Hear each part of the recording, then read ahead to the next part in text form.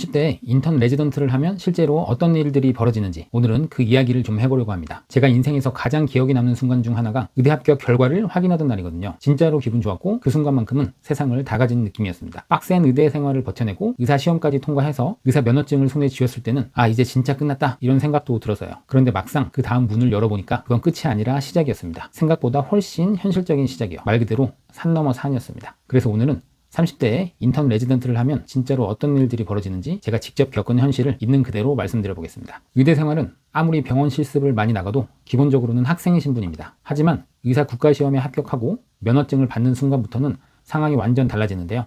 이제는 명확하게 의사로서 병원에서 일하는 사람이 됩니다. 이건 30대라서 특별히 더 힘들다기보다는 모든 인턴과 레지던트에게 공통적으로 적용되는 변화인데요. 다만 30대라면 그 무게를 체감하는 정도가 더 클 수는 있습니다. 인턴으로 근무할 때는 여러 과를 돌면서 일하다 보니까 소속감도 애매하고 아직 초보 의사니까 실수해도 되겠지 라는 생각이 들 수도 있어요. 하지만 이 생각은 최대한 빨리 내려놓는 게 좋습니다. 인턴은 레지던트나 교수님의 오더를 받아서 움직이긴 하지만 실제로 환자에게 혈액 채취나 노뇨관, 비위관 삽입 등 직접 시술을 하고 처방을 입력하고 그 모든 행위들이 어렵게 취득한 본인의 의사 면허와 이름을 걸고 하는 일이거든요. 의사로서 행한 시술과 판단에 대한 책임에서 결코 자유로울 수는 없습니다. 레지던트가 되면 책임의 무게는 한 단계 더 올라가는데요. 이제는 내가 직접 담당하는 환자들이 생기고 주치의 교수님과 함께 환자를 책임지는 위치가 됩니다. 입원한 환자분들은 자신의 담당 교수와 담당 의사가 누구인지 알고 계시고 회진 준비부터 교수님과 함께 병실을 도는 과정까지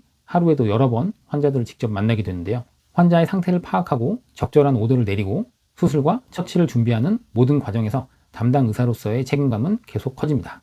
인턴 레지던트 생활을 한 문장으로 요약하면 혼나고 까이고 욕먹는 생활이라고 할 수 있는데요. 이런 일이 정말 많습니다. 생각보다 훨씬 많거든요. 특히 30대에 의대에 들어가서 늦게 인턴 레지던트를 시작하면 나보다 나이 어린 선배나 교수님들께 혼나는 상황이 자주 생기는데요. 이 과정에서 멘탈이 크게 흔들리는 분들도 많습니다. 심지어 도망가거나 그만두는 일도 비일비재하고요. 인턴 시절에는 억울하게 혼나는 일도 혼난데요. 제가 응급실 인턴으로 근무하던 시절을 떠올려 보면 지금 생각해도 정말 많이 혼났습니다. 응급실에서 특정 과에서 봐야 할 환자가 있으면 해당 과 레지던트에게 전화해서 환자에 대해 알려주는 노티라는 것을 하게 되는데요. 그 전화를 받는 레지던트는 이미 병동에서 정신없이 뭔가 하고 있는 바쁜 상태인 경우가 대부분이거든요. 한창 바쁘게 뭘 하고 있는데 응급실 인턴에게 전화가 온다? 이럴 때 기분 좋게 전화를 받을 리는 별로 없겠죠. 그래서 노티를 할 때 뭔가 하나라도 부족한 점이 있으면 지적당하고 혼나게 되는 겁니다. 의대에서 이론은 충분히 배웠지만 막상 실제 병원에서 근무를 하다 보면 실전에서는 모르는 게 너무 많습니다. 그런데 모르는 것에 대해 물어보면 너는 의사 아냐? 왜 이렇게 계속 물어봐? 이런 말을 듣게 되고 또 그래서 괜한 걸 물어보면 혼날까봐 혼자 판단했다가 조금이라도 틀리게 되면 인턴 네가 뭘 알아? 알지도 못하면서 왜 안 물어보고 네 맘대로 해? 이런 말을 듣기도 합니다. 속으로는 나보고 어쩌라는 거지? 라는 생각이 들고 멘붕에 빠지고 극도의 스트레스를 받기도 하죠. 그래도 결국 버티는 수밖에 없습니다. 저도 이런 일을 정말 많이 겪었지만 결국 버티고 버티니 지나가더라고요. 물론 일머리가 좋고 센스가 있고 공부도 아주 잘해서 아는 것도 많으면 비교적 덜 혼나는 예외적인 경우도 있긴 합니다. 하지만 그게 나일 거라는 기대는 처음부터 접어두는 게 마음 편하겠죠.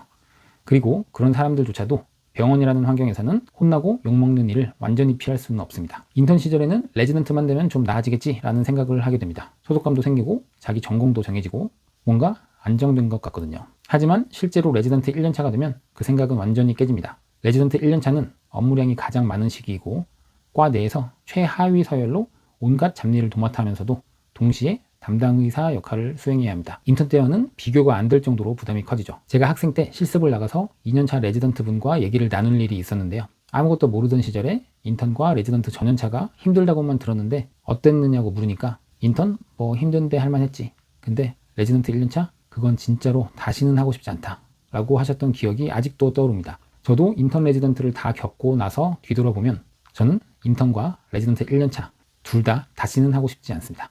이때가 인생에서 가장 힘든 순간들이었고 그 후로는 그래도 조금씩 나아지긴 하거든요.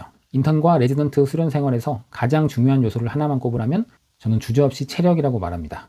그 이유는 당직 근무 때문인데요. 보통 오전 7시에 출근해서 정규 근무를 하고 오후 6시쯤부터 바로 당직 근무에 들어갑니다. 당직 때 운이 좋으면 새벽에 서너 시간 정도 잠을 잘 수 있는 날도 있지만 대부분의 당직은 그렇지 않습니다. 밤새 콜이 울려서 처방을 내거나 응급수술이 생기기도 하고 환자 상태가 급변하면 한숨도 못 자는 경우도 많습니다. 그렇게 밤을 새운 뒤에도 다음날 오전 7시부터 다시 정규 근무가 시작되는데요. 이렇게 밤새고 나서 다음날 정규 근무를 할 때는 정말 말로 표현하기 힘들 정도로 힘듭니다. 인턴 레지던트를 하면서 당직 때 진짜로 한숨도 못 자고 밤을 꼴딱 샌 적이 상당히 많았는데, 근데 이런 당직 근무를 스케줄상 일주일에 2-3번은 서야 하거든요.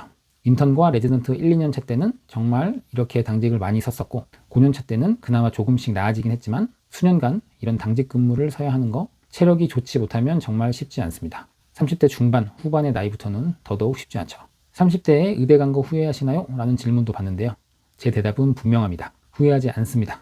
충분히 고민하고 각오한 뒤에 선택한 길이었고 잘 왔다고 생각해요. 다만 다시 처음부터 똑같이 하라고 하면 솔직히 망설여질 것 같습니다. 남자분들에게 군대 다시 가라고 하는 것과 비슷한 기분이라고 할까요? 처음이니까 멋모르고 하고 주변에 동기들이 다 같이 하니까 어떻게 같이 하게 되는 거지? 나중에 뒤돌아보면 이걸 어떻게 했지? 이런 기분이 듭니다. 마지막으로 꼭 드리고 싶은 말이 있는데요. 인생은 우리가 생각하는 것보다 꽤 깁니다. 30대에 시작해서 40대에 의사가 된다면 일찍 시작한 친구들보다 5년에서 10년 정도 늦는 것 뿐입니다. 인생 전체로 보면 아주 큰 차이는 아닐 수 있어요.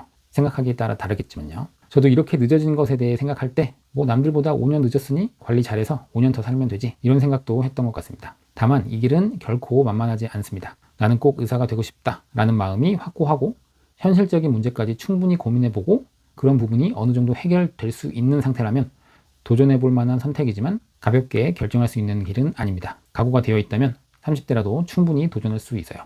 오늘 제 얘기가 도전을 망설이는 분들께 조금이나마 힘이 되었으면 좋겠습니다. 여러분의 선택을 진심으로 응원합니다. 오늘 영상이 도움되셨다면 구독, 좋아요 부탁드리고요. 궁금한 점은 댓글로 남겨주시면 다음 영상을 만드는 데 참고하겠습니다. 지금까지 서전초이였습니다. 감사합니다.